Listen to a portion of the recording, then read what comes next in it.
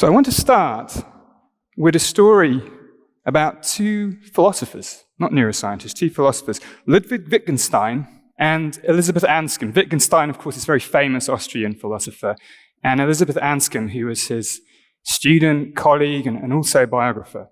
And the story goes that one day, after breakfast, they were walking in the garden, and Wittgenstein turned to Elizabeth Anscombe and he asked her a question. He said, "Why did people think at one time that the sun turned around the earth rather than the earth rotating on its axis to give us night and day?" Apparently this is what living with Wittgenstein is like. And Elizabeth Anscombe answered, "Well, I guess because it seems as though the sun goes around the earth. It rises in the east and it sets in the west." And Wittgenstein waits a minute and he says, "Okay, but how would it seem if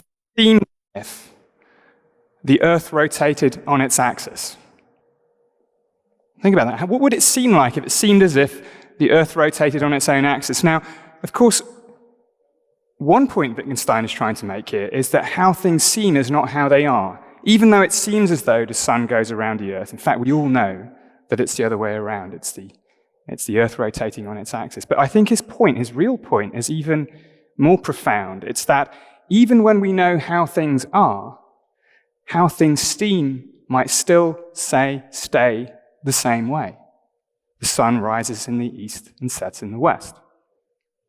Now, I hope that's got you thinking a little bit, because what I want to do this evening is tell you a very similar story about our experiences of the world and of being a self within that world. And let's start from the beginning. This is Brighton. By the way, it's my first time in Bucharest, and it's so beautiful. I've fallen in love with the city already. But there are other cities available. This is Brighton. I have to give a little bit of an advert for it. It's where I live, by the sea in the south of England. This is just down near to my house. It's a much nicer street than the street I live on. But there it is. Now, wherever you live, when you get up in the morning and you open your eyes, it just seems as though the world pours itself directly into your minds, that all these objects, people and places, it's just there, that you're there, and your brain is just reading directly out what's out there in the world. I mean, that seems so obvious that it's almost not worth saying. There's a real world out there, and we sense it through our eyes and our ears and our nose, and we touch it. And it's the self, it's me, it's you that does this sensing, that's perched somewhere inside the brain, inside the skull. And we form our perceptions through the sensory information of that world. That's how things seem. But how things are, I believe, is very different. It's not the self that does the perceiving of the world. Rather, both the world and the self are forms of perception, forms of experience, based on the same underlying principles of how the brain works. In fact, both the self and the world are kinds of controlled hallucinations. What we experience is not just the world pouring itself directly into the mind. It's the brain's best guess of what's out there and what's in here. And I'll try and convince you why I think this is true. And let's start very, very simple. Let's start with the experience of color. What could be simpler than the experience of color? Well, I mean, color turns out to be very far from straightforward. For one thing, we're only sensitive through our eyes to a very tiny slice of what's actually out there in the real world. This so-called visible spectrum, it's a tiny little fragment of the electromagnetic spectrum. That thin slice of reality, that's where we live. And even within that tiny slice of reality, how things seem is very different from what's actually impacting upon our eyes. Take a look at this. This is one thing. I never know it's going to work in a different place. This is a very big venue. But what I want you to do here is focus your eyes on the black cross at the middle of the screen, okay? Try not to blink. Try not to move your eyes. And raise your hand if you see the magenta patches disappear and a green patch start to go around. Okay, that's most people. Now move your eyes and blink, and you should see, does the green patch go away? Yes, okay, great. So there is no green patch there at all. There never was. There are only magenta patches that are turning on and off next to each other. Now, there's a few different things going on here to explain this, and I'm going to skip over it now because we have not unlimited time. but we can talk about it later if you like.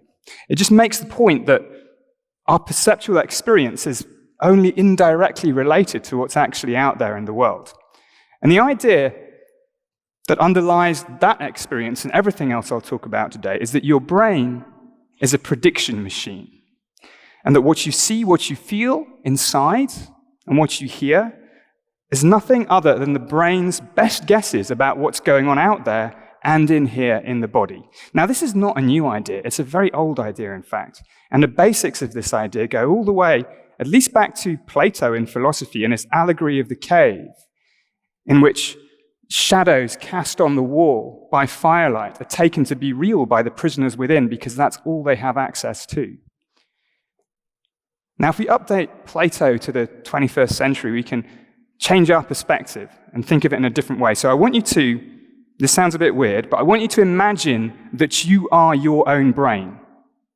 Can you do that? Just imagine you're your brain. You're there, sitting inside this bony vault of a skull, this bony cave of a skull, trying to figure out what's going on out there in the world and in here in the body. Now, all you've got to go on as a brain are these electrical signals that come in from the eyes and the ears and up through the spinal cord and all that, that are only indirectly related to what's out there. And so to make sense of these ambiguous signals, the brain has to bring its sort of prior knowledge and expectations about the way the world is in order to make sense of these ambiguous signals.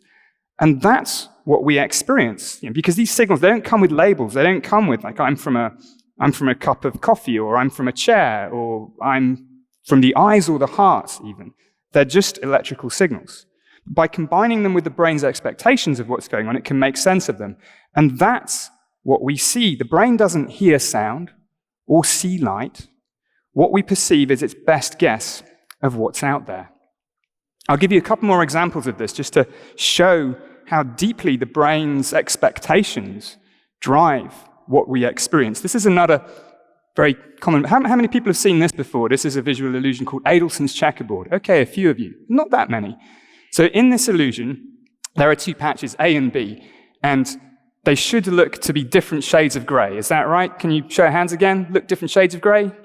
I can just about see hands. Okay, good. They are, of course, exactly the same shade of grey, otherwise I wouldn't be showing it to you. If I put two red arrows there, you can see those are the two patches. They look different, but if I put another version of the image here, you can see they're in fact exactly the same shade of grey. There's no difference at all. I show this by joining them up with that single bar of grey, and I'm not cheating or messing around. If I move that bar over, you can see, right, it's the same shade of grey. Take it away, and it looks different again. So what's happening here? What's happening here is your brain has expectations built deep into the wiring of the visual cortex that objects under shadow appear darker than they are. And it uses that to change how we experience these patches. So we experience B as therefore being lighter than it really is. Here's another example. This is called the hollow face illusion. How many people have seen this one before? I'm going to keep asking this. A few? Oh, good, very well-acquainted audience. This is a really weird one. Our brain has very strong expectations again that faces point outwards, because they do, right? Faces generally point outwards. Our noses go in this direction rather than into our heads. But if you have a hollow mask and rotate it, the brain is so determined that it should point outwards that at the point of rotation, we start to see it rotating in basically two directions at once. That's its solution to this reluctance to see something that's so unlikely as an outward-pointing face. This actually works. So if you've got a real hollow mask, you can buy them on Amazon very, very cheap. It's much more fun because when it's rotated, but it seems to be pointing out, it has this additional effect that the eyes follow you around. And this is really creepy, but really good fun at children's parties. Okay, one last example, just to really drive it home. I'm hoping the audio is going to work here. I want you to listen to this sound and just see if you can figure out what's going on.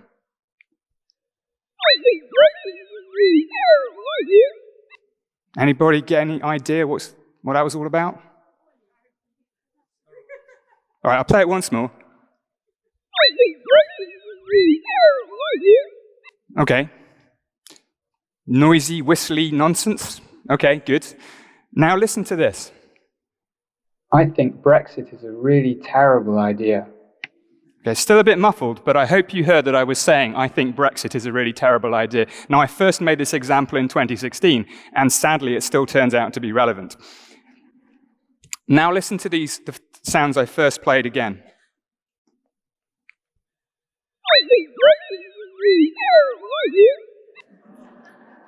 Get it? Yeah? Okay, I'll stop now. But there's an important point here, which is the sensory information in that noisy whistle sound hasn't changed at all. All that's changed is your brain's prediction, expectation about the underlying meaning, and that changes your actual auditory experience. It literally sounds different to you. So your predictions can be updated very quickly, and our experience can change very quickly.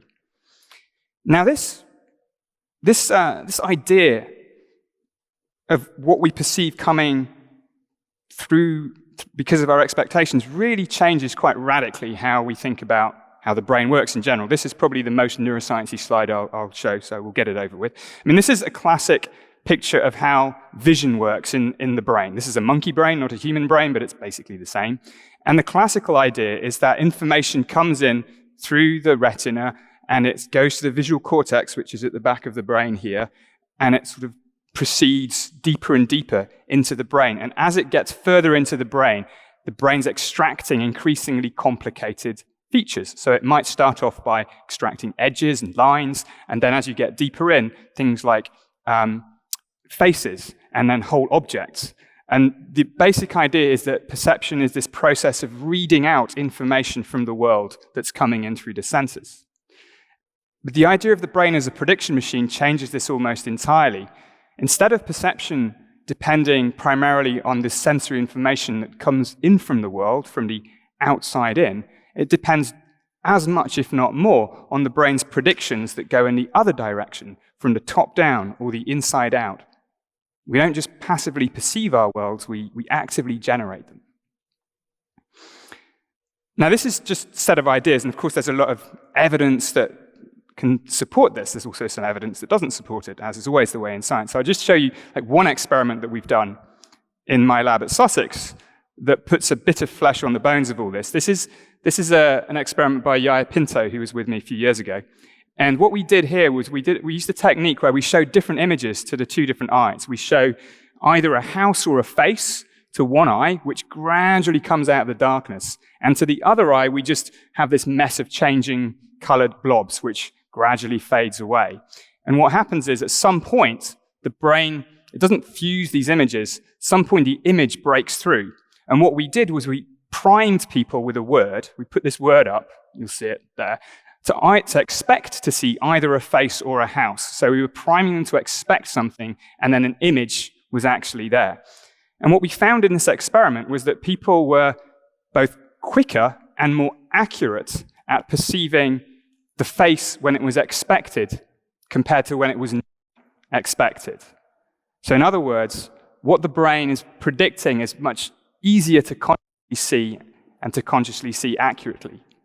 I once tried to use this experiment as a defense against a traffic ticket I got in San Diego when somebody put a road sign which I claimed I couldn't literally see because my perceptual system didn't expect it, but this didn't work. I still got fined.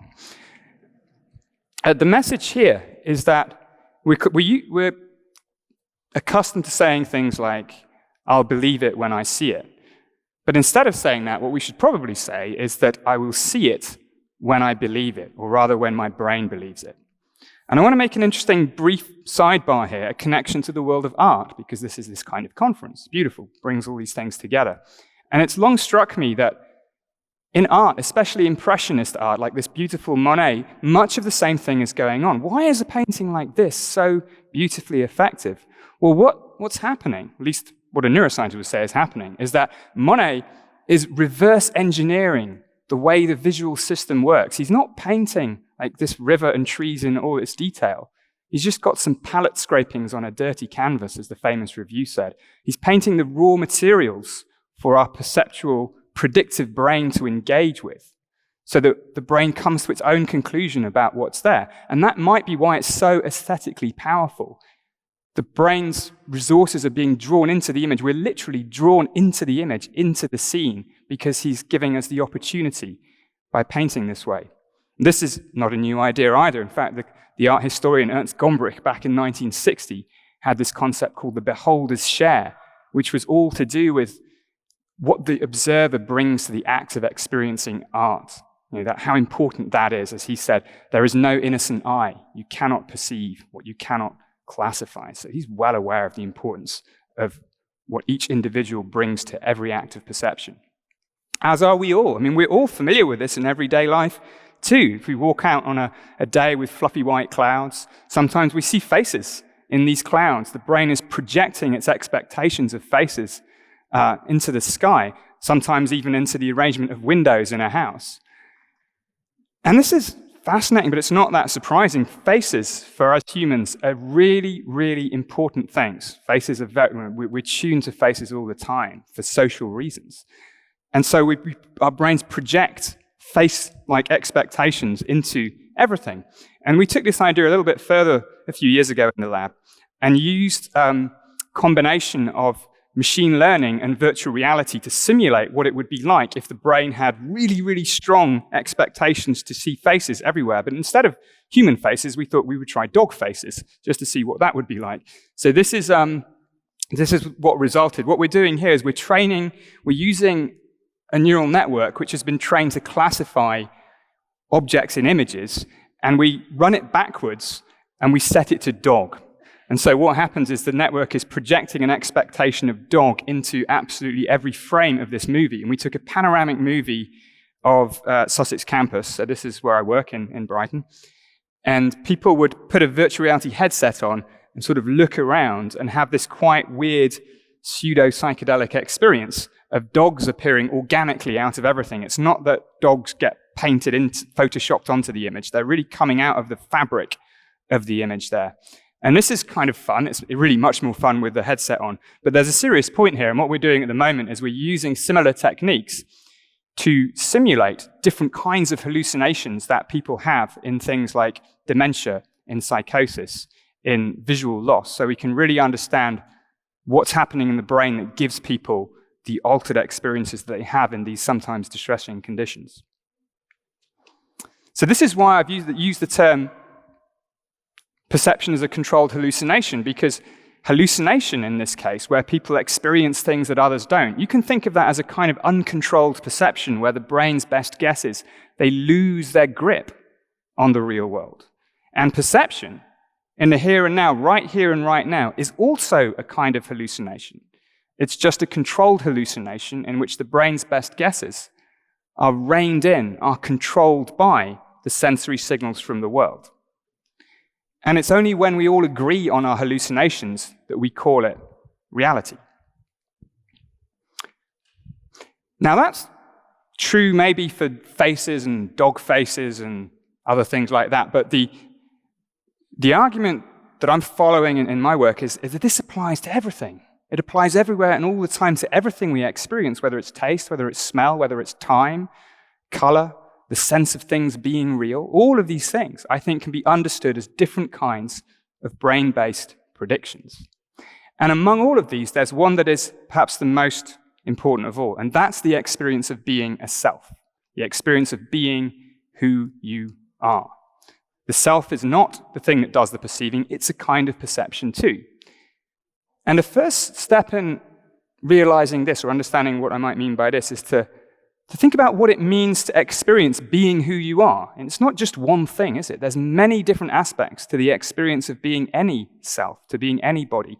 There's the bodily self, the experience of this object, this thing that is me, whereas that isn't, and you aren't. There's this object that is my body. There's the body from within as well, the moods, the emotions, the sense of being alive.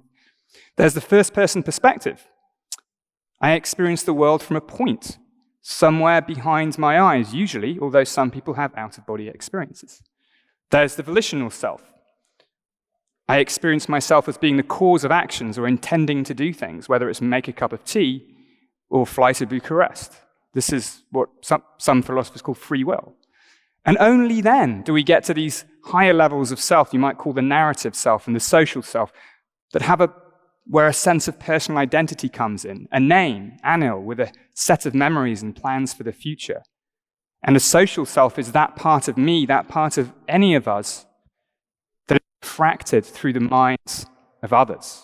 And we are partly built from all the interactions, all the people around us.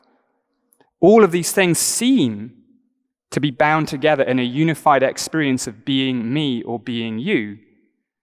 But countless examples in psychiatry and neurology and in the lab show that all of these different ways of being a self can come apart. Some can go and others remain. The self is a bundle of perceptions, as the philosopher Hume used to say. And we don't experience it as such. Now, I just want to focus a little bit today on the idea of the embodied self, this experience of being a body, because it's very central to who each of us are. And the basic idea is the same. The brain is making predictions about what in the world is your body.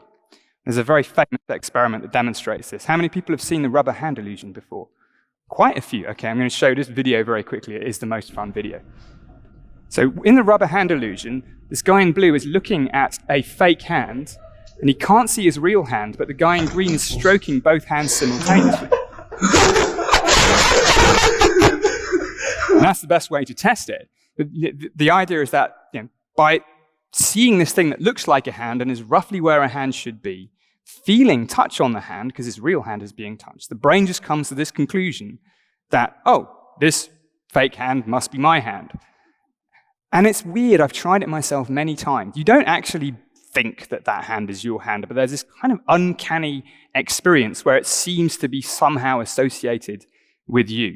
In fact, we were trying to get to the bottom of this with another colleague of mine, Peter Lush, a couple of years ago, and we did what I still think is the world's largest rubber hand illusion experiment, where we did that, what you just saw in the video, at length to about 400 people at Sussex University. And we also measured how hypnotizable they are. And this is something we like to do at Sussex, because we're all, just as we're all different heights, we all have different levels to which our brain's expectations can be suggested to us, even if we don't know it. And if you think about it, that rubber hand illusion is a very powerful suggestion to experience something. And what we found is that there's a very strong correlation. So if you're quite highly suggestible, which is not a bad thing, it doesn't mean gullible, it just means you're more able to take in sort of predictions from the environment, you're more likely to experience this rubber hand illusion. And it's actually not only that, we're doing a number of things. There's one last illusion I'm going to show you, where this also applies, is this. Remember this? The visually evoked auditory response, it's called, which is a very dull name, better known as jumping pylons. How many people hear something when the pylon lands, like a sort of thud? A few of you? Quite a few of you. I think at the back, more of you. There's a weird correlation there, more at the back. I don't know what that means. Okay. So there is no sound at all. Of course, it's a completely silent video. But there's a strong suggestion, because of the camera shake and all that there should be a noise. And so some of you hear a noise, or seem to hear a noise. And again, this is very strongly correlated with how hypnotizable you are. So those of you with your hands up, congratulations, you're highly hypnotizable. You can do with that what you will.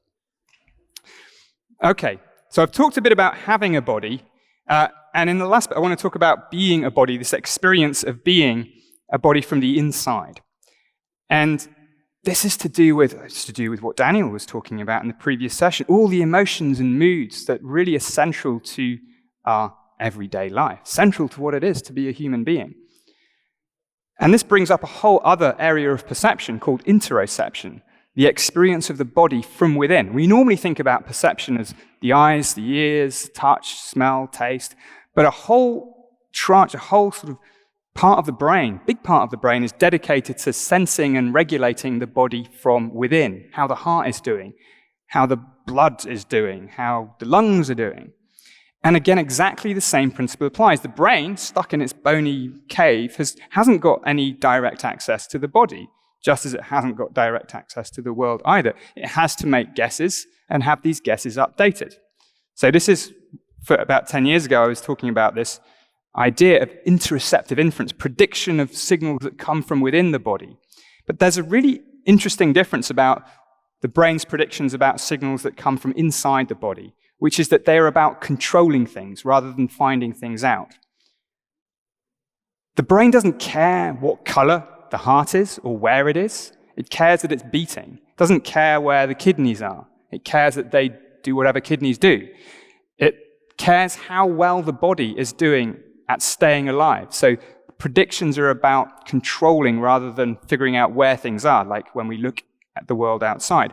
And I think this is really important because it gives us a clue about why different experiences are the way they are. When we have visual experiences that are important for figuring out where things are they moving towards or away, we experience things in places, in a spatial frame.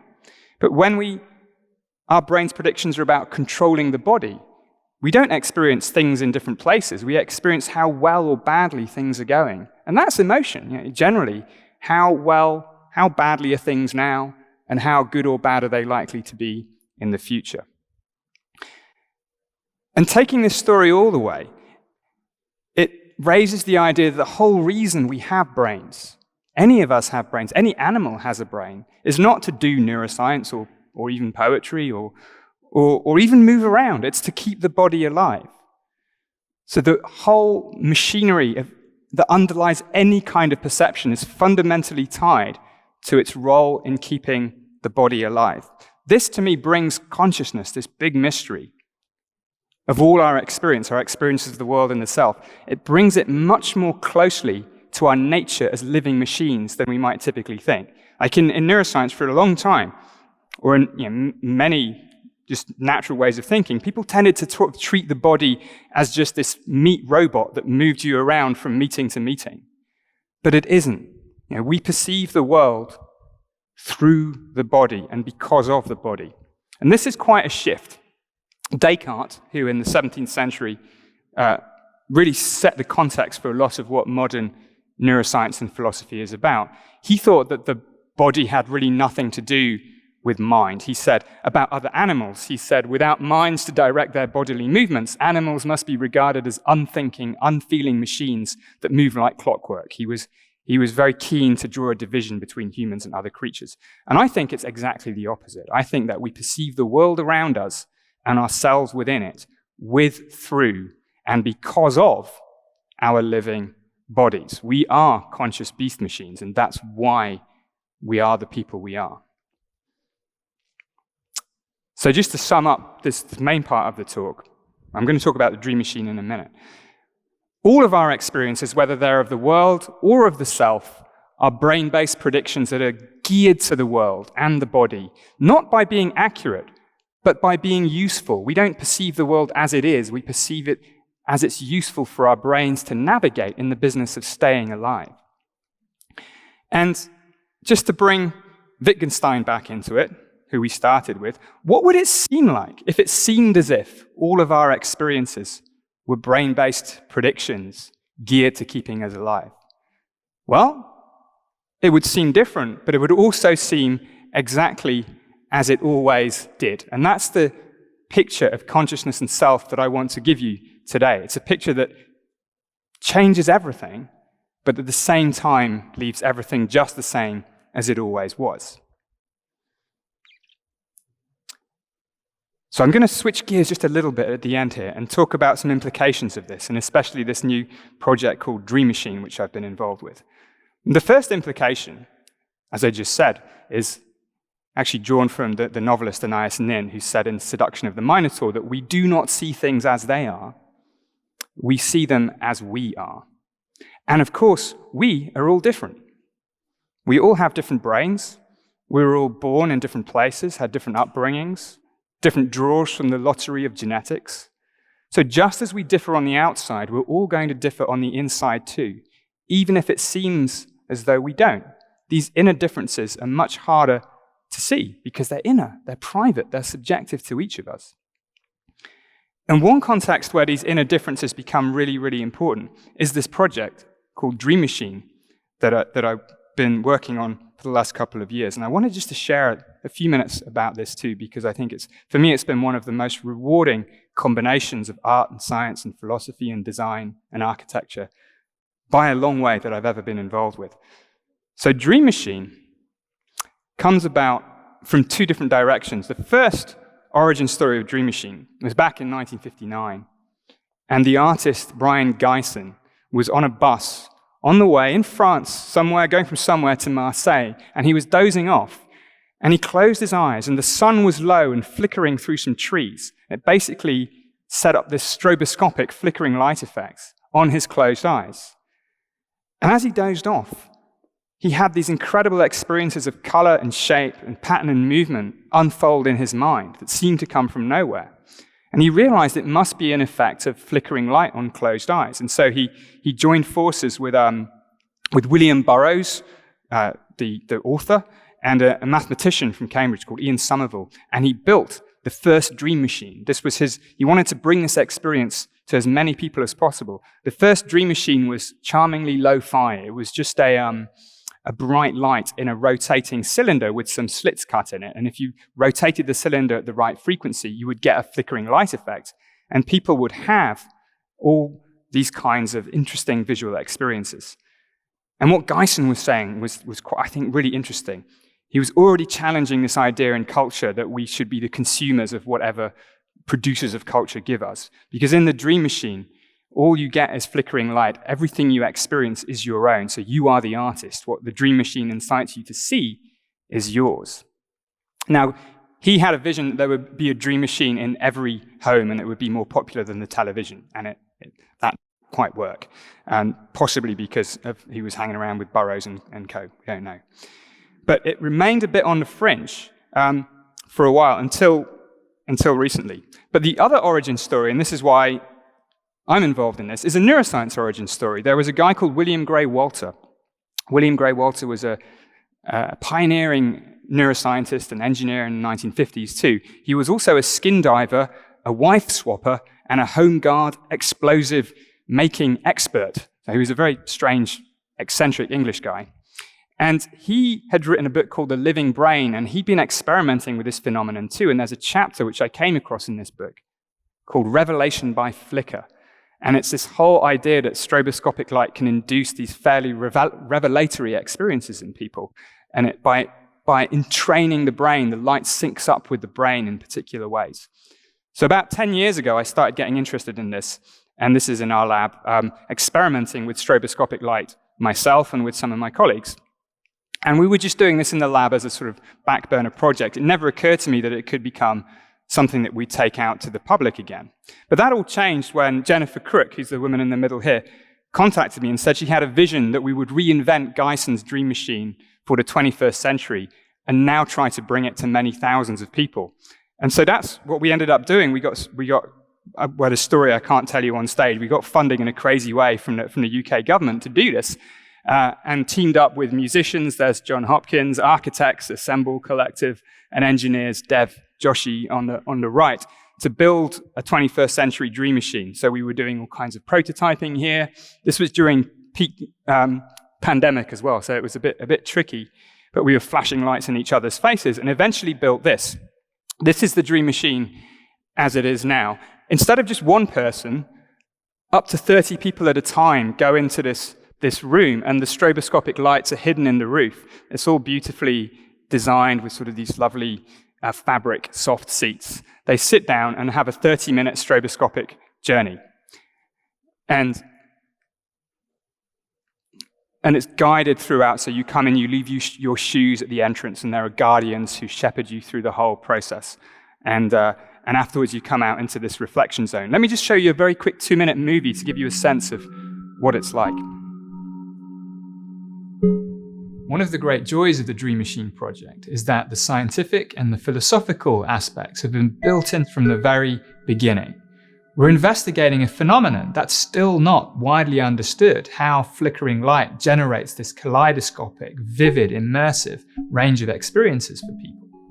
So we're really making something that is internal and quite transcendental and personal into a collective experience. Because of the nature of the experience, we're hoping that what will really happen is that it will engender conversation. And so every stage of the Dream Machine has been designed in a way to really enable people to talk to each other. This particular project is unlike anything because your eyes are closed and your brain is creating the visual. It's the first time I've actually composed something specifically to be played in a 360-dimensional sound. So that's allowed me to do much more than I've ever done. There are more sounds in there than I would put in a stereo track. So it's a little bit like moving from black and white to colour. Being inside this thing is kind of magic. It completely sort of envelops you. It saw the entire universe go by behind my own closed eyes. I saw colours that I haven't seen for years. Vibrant, powerful, passionate colours. It was just absolutely, I found the whole experience absolutely fascinating. I'd recommend it to anyone, regardless of their age, because they could get the same feeling. Our brains are powerful. They are very powerful things. I would consider it a life-changing thing to go through, 100%. So this is the Dream Machine from the outside. This is in one of our installations in Belfast. We were in 4 cities, Belfast, Cardiff, Edinburgh, and London. When people come out, they come to this table and they start drawing what they experienced inside. And I never thought adults would really be keen to just draw, but apparently they are if you put them in a context like this. This is the Dream Machine in Edinburgh, where we were in an ice rink that had been closed for the summer. When people come out, they can pick up these tablets that guide them through some questions about their experience, which we haven't even started looking at yet. We've just closed in Edinburgh now, and we've had 30,000 people come through the Dream Machine over the summer in the UK. Most of them have done these drawings. This is just a sample. You saw a couple in the video of the kinds of representations of things that people see. But of course, the real beauty of the Dream Machine is that it's not Instagrammable. No picture can tell you. It really does seem to come from within. There's a couple more. So there's a few reflections of it.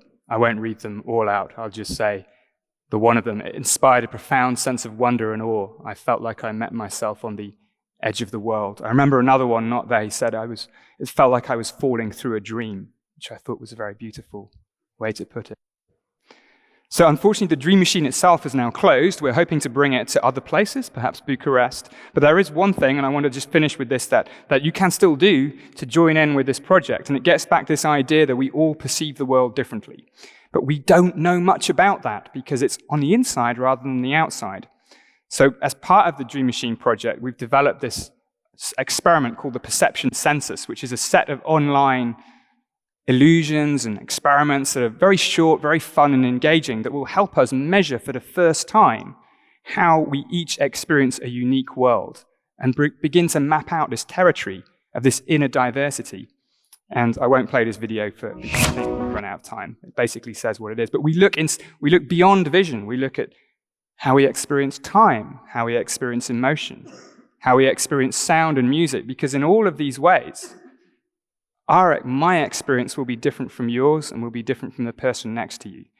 This is going to be fascinating to understand, and each of you can help by taking part in the census and giving us some information about how you perceive the world. But in general, I think the message is very important because it will give us a bit of humility about how we each experience the world. I think one of the causes of polarization and disagreement is people are very, very overconfident in what they think, what they believe, in their own perspective on society and on the world.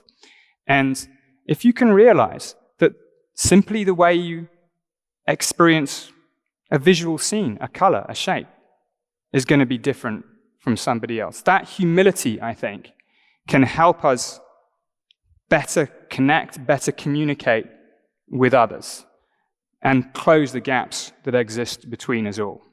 So that's a bit of a high-level reason for doing it. But it would be just great if you would join in. And I will stop there, and I will thank you for your attention, being here with me this evening. I do have a few copies of this book, which will be back in the garden. Well, I think we're all wandering to next. I unfortunately was not able to get hold of very, very many due to a snafu, but there are a few there. And I don't know if we have time for questions, but I just want to say thank you, and I'm having a lovely time being here with all of you.